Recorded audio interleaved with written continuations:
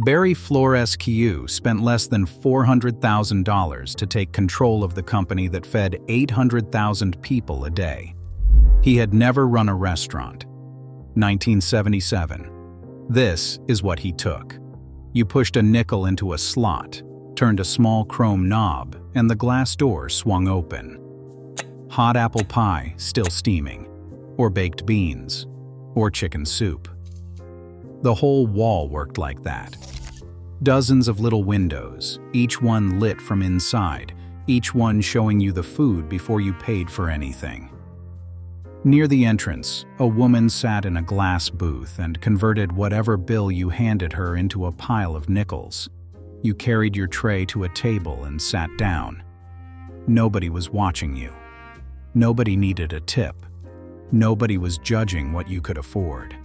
Every Horn and Hardart location in the country is gone. This is the man who took them. Frank Hardart brought the automat to America from Berlin. He made the trip in 1901 and saw what a German manufacturer named Max Seelaf had built. Walls of glass compartments with coin-activated latches, each window holding prepared food, each one lit from inside. He came back with the rights to build an American version in Philadelphia. The first equipment shipment from Germany sank off the English coast in transit. They ordered a second shipment. It arrived damaged from an explosion during the crossing. They had it repaired. On June 9, 1902, they opened the first American automat at 818 Chestnut Street in Philadelphia. It worked from the first day. By 1912, they had brought it to New York, opening at 1557 Broadway near Times Square. What they built over the following 4 decades was not a vending machine operation. That distinction mattered to Joseph Horn and Frank Hardart, and they enforced it in every detail they could control. The floors were marble or tile with high ceilings, real tables, real chairs, real ceramic dishes. The food was made fresh each morning in a central commissary kitchen, delivered before dawn, and loaded into the compartments from behind the wall by a crew the customers never saw. On the public side, you saw only the results: chrome hardware, glass windows, food sitting behind them. You carried your tray to a table at a place that was, in every way that mattered, a proper restaurant. Not a lunch counter, not a cafeteria, not a machine. A restaurant where the service just happened to be invisible. The commissary kitchens started before sunrise every morning. The food arrived at each location before the doors opened, loaded into the compartments from a service corridor behind the wall. Customers on the other side never saw the work. They saw only what the work produced, a compartment full of food, lit from inside, waiting behind the glass. That separation was intentional. Horn and Hardart had understood something from the beginning. You do not make people watch the labor that feeds them. You make the result look like it appeared. Horn and Hardart ran locations across New York and Philadelphia. At their peak, they were serving 800 people a day. Hold that number. 800,000 people a day means going to a Horn and Hardart for lunch was as ordinary as crossing the street. Not a decision. A thing that was just there, every day, on the way to wherever you were going. If you grew up in New York or Philadelphia in the 1940s and the 1950s, you almost certainly ate there. If your mother worked downtown, she almost certainly ate there. If your father grabbed lunch before a double shift, he almost certainly ate there too. Whatever happened to those buildings happened to a piece of the daily routine of 2 American cities, across 2 generations of the same families. A man with a financial tool designed for exactly this kind of situation took that infrastructure apart. He comes into the story in a few minutes. The coffee was its own institution. Horn and Hardart had developed a proprietary drip brew method at a time when most American coffee was thin and forgettable. It came from a chrome spigot built into the wall, 1 cup at a time, for a nickel, always the same. People who grew up going to the automat remember that coffee the way you remember a signature dish at a restaurant you loved. It was always the same, and that sameness was the whole point. The company had a marketing slogan it started using in 1922 to explain what it offered to women. 4 words: less work for mother. In 1962, Doris Day and Cary Grant filmed several scenes at a Horn and Hardart automat for the film That Touch of Mink. Audrey Meadows played a character who worked there, pushing food through the compartment slots from the service side of the wall.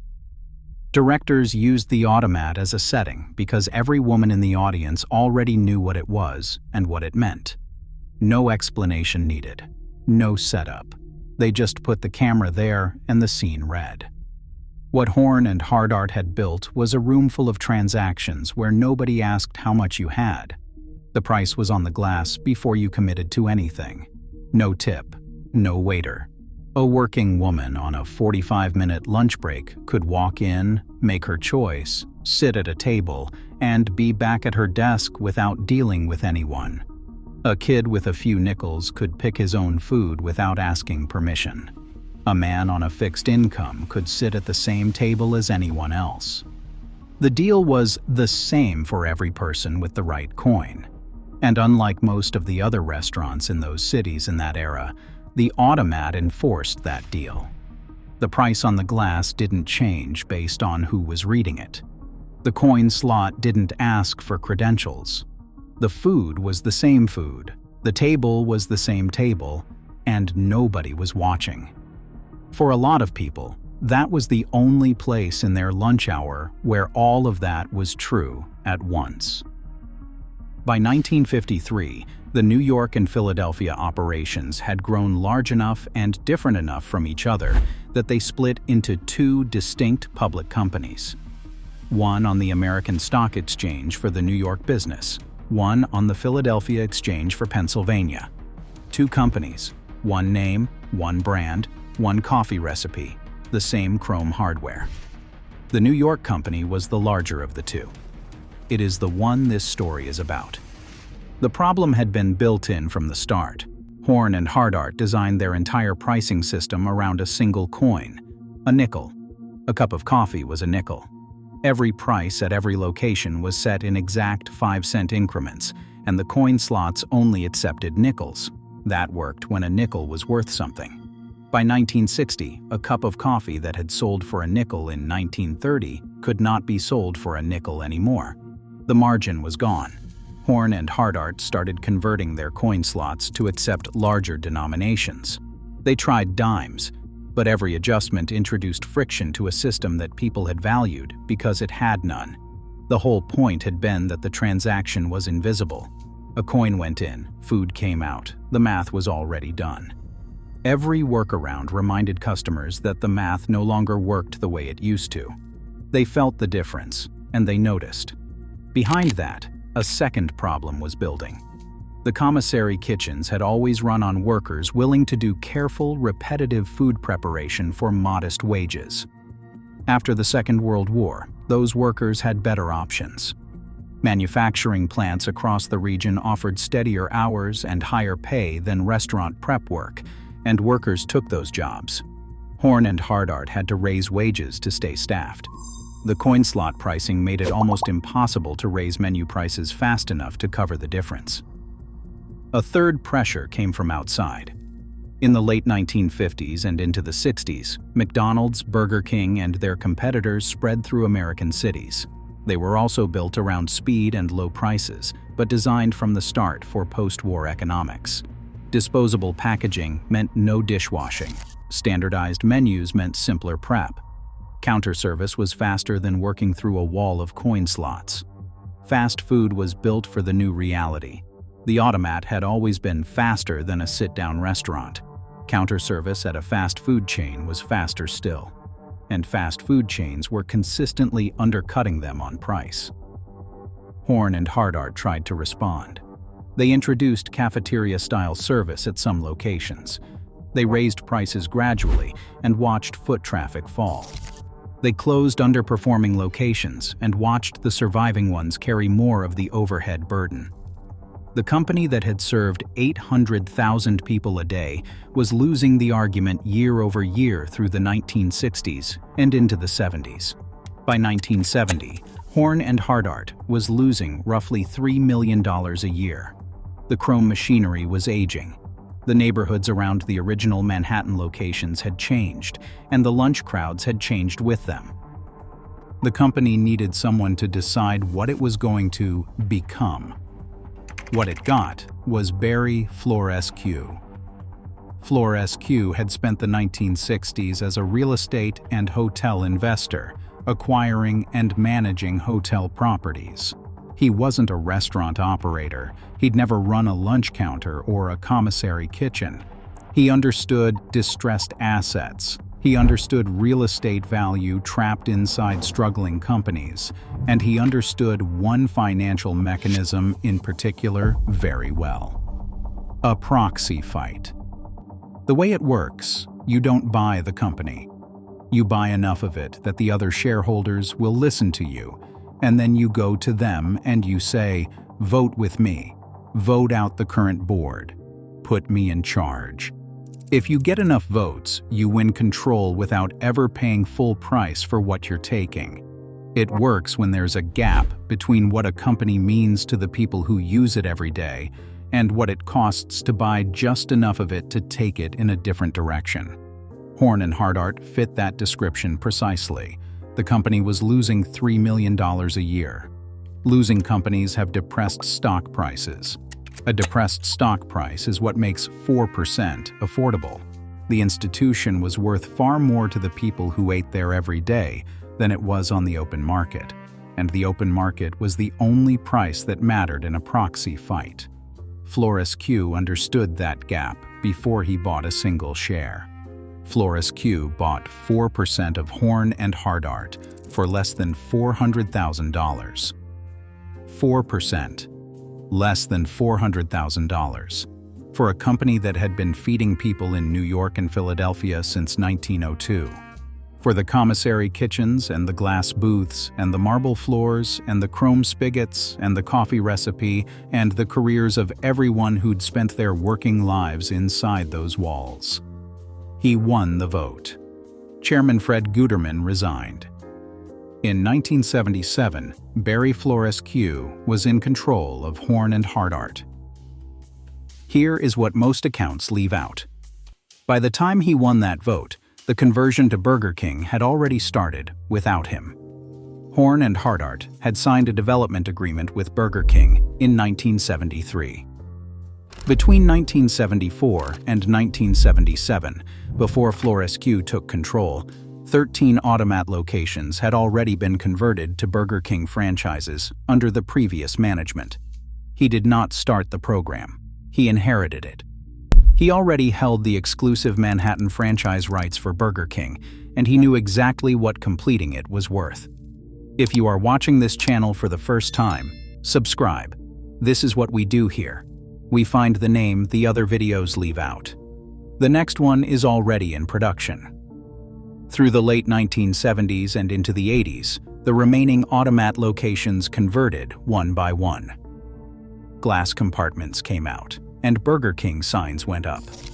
The people who had worked those service corridors before dawn, the change booth workers, the commissary kitchen crews, the restocking teams, were let go as each location closed. Think about what that looked like from the street. You had grown up going to a Horn and Hardart on a corner. You knew the way you knew the library or the post office. A fixed point.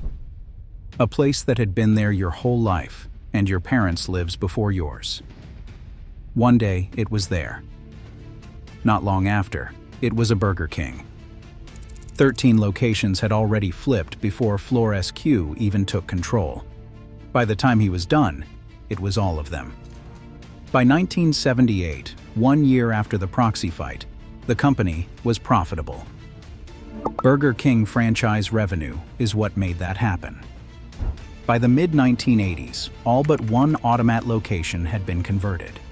The name Horn and Hardart still existed as a corporate entity, but what the name had meant for more than 80 years was effectively gone.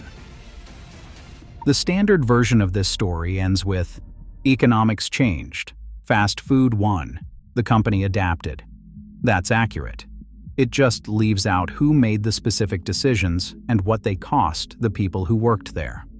The workers who'd spent their careers at Horn and Hardart had done so under a pension agreement. The company owed them a retirement. That was what decades of work had been worth.